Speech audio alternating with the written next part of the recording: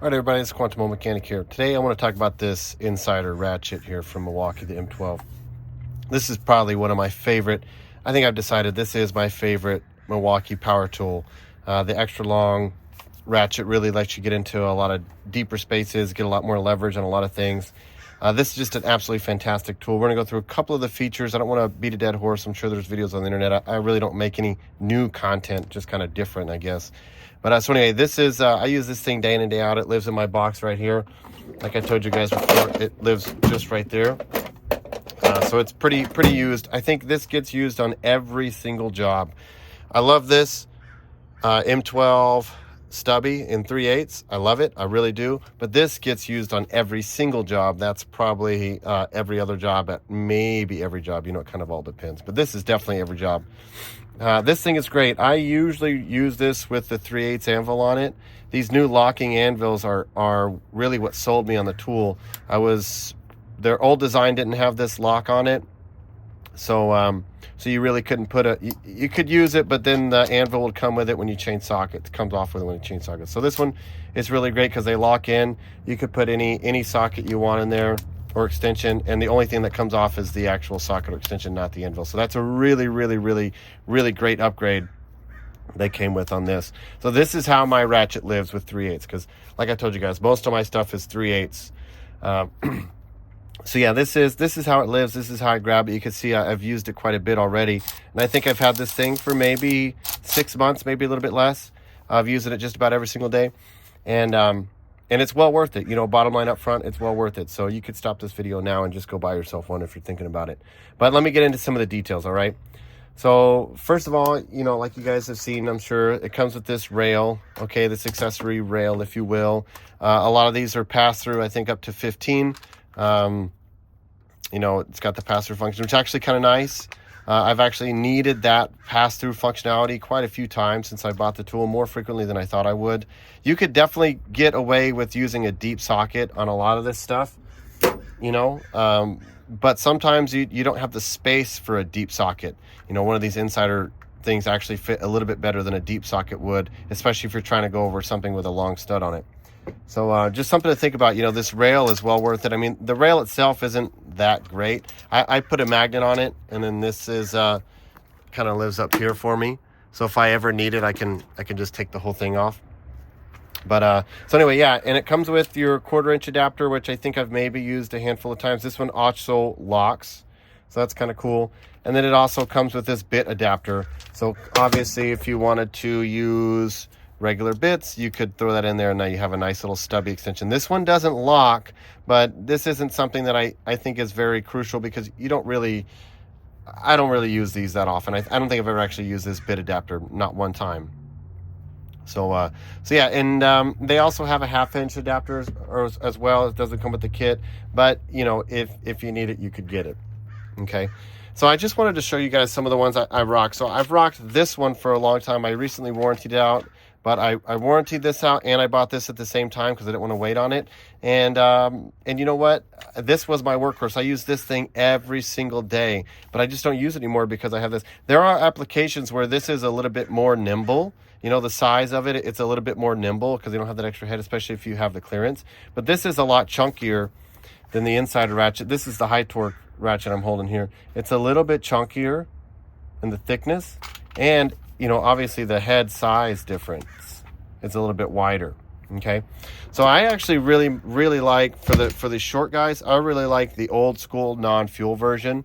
You know, I know they're not as strong. This is the 1/4", but I just like that it has a little bit smaller of a head. You know, it's a little bit more lower profile, and you know what, it actually feels like an old school air ratchet, because when you let go, it kind of keeps going and has that, like, which I kind of like. You know, these newer ones, when you let go, it just stops, which is it's a cool feature, don't get me wrong, but I like the way these old school ones feel a little bit like I'm still using an air ratchet like I used to back in the day. This one, obviously, you let go and it stops. Okay. Okay, so let's talk a little bit about why a lot of people might want one of these. So I like this one as basically a high speed, high torque, extended reach electric ratchet. That's why I have it. That's why I use it.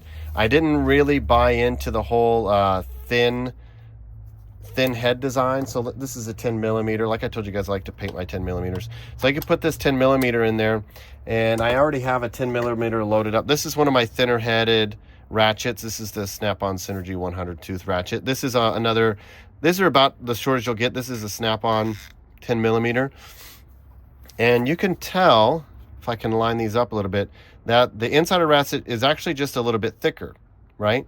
But I'm saying I'm cheating a little bit because I'm using this 10 millimeter from Snap-on. If I were to use a different brand, it might not be as short, right? So like here's the Gray Pneumatic 10 millimeter, and it's just a little bit longer. You see that than the 10 millimeter.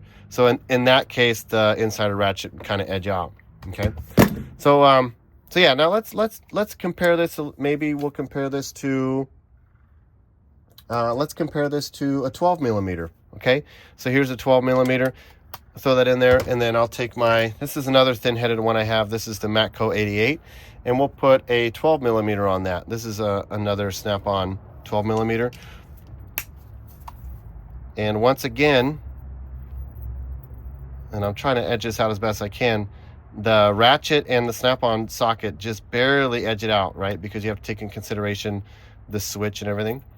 But if I were to switch this out with, let's say, a 12 millimeter from Gray Pneumatic, which is another one that I absolutely love, like I said, then you'll see there's a little bit more of a win for this inside of ratchet.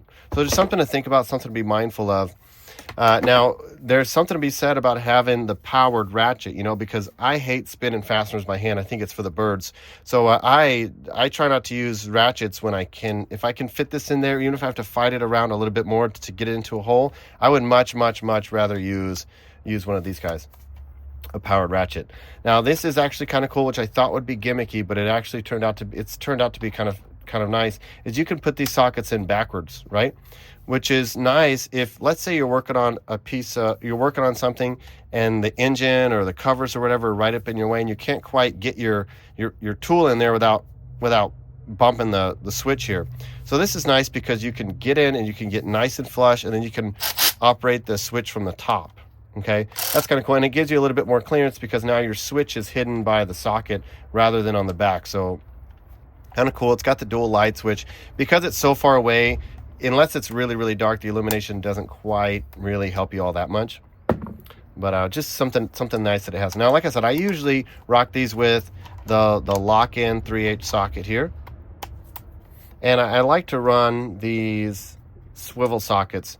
One of the things I like about this tool over my impact is that I can obviously use impact rated stuff like the Gray Pneumatics, or I usually don't run chromes on my impacts. But this is nice because I can run these chrome sockets. This is one of those Snap-on swivel sockets I've had for a long time. These are my go-to sockets. These swivel sockets are my go-to, and this is usually how the tool runs. Every once in a while, I got to pull out a mid-torque or deep or something like that, or even some of these impacts, just because they go up a little bit higher in size. But yeah, this is how it goes, and this. Once you put a swivel on a powered ratchet, it really increases your efficiency, and it really increases the usability of the tool. Okay, and then once again, like I said, the length is really great for cracking fasteners loose. It's really great for especially on the side of like a 4-cylinder engine, when you really got to get deep into something. This is just a really great tool to have. And yes, these thin-headed ratchets really help out a lot, but you know, like I said, you really don't want to be sitting there like moving this thing 3 or 4 teeth at a time. It's not very efficient. It sucks. It takes up a lot of time, and it's kind of not fun to do that. But yeah, so any one of these 3 powered ratchets would be great. Like I said, I think I like the old school ratchets better than these high torques. You really don't need that high torque, in my opinion. I haven't had the need for it. When I had the old 3/8 in the old school head, it worked great. But the other one they make is the extra long high speed. That would be an absolutely fantastic option. But this really does take the spot of multiple tools, especially since this locks now. So yeah, and then the battery life is really great as well. You know, like I told you guys before, I use the high output 2.5s for most of them. But even if I'm running a regular 1.5 or even a 2.0 or something like that, the battery still lasts a good long time. So I don't even think about the battery life until it just starts dying on me. And then, like I told you guys before, I have extra batteries. I just pop a new one in, and that's it.